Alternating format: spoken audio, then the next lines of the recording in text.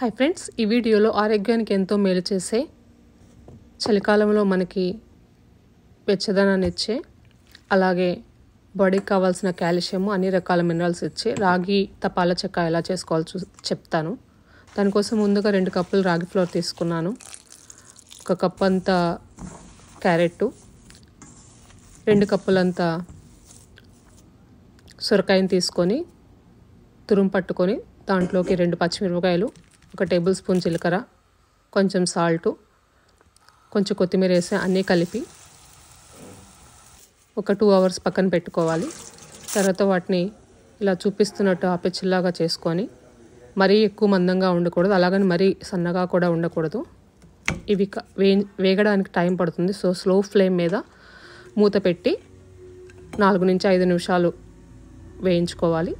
తర్వాత దాన్ని ఏదైనా రోటి పచ్చడితో తింటే చాలా బాగుంటాయి. ఫస్ట్ ప్రాసెస్ ఆనియన్స్ యాడ్ చేయకుండా చేశాను. రెండోది ఆనియన్స్ యాడ్ చేసుకున్నాను. చూస్తే మీరు ఇట్లా మూత పెట్టి కవర్ చేసి స్లో ఫ్లేమ్ మీద కుక్ చేసుకోవాలి.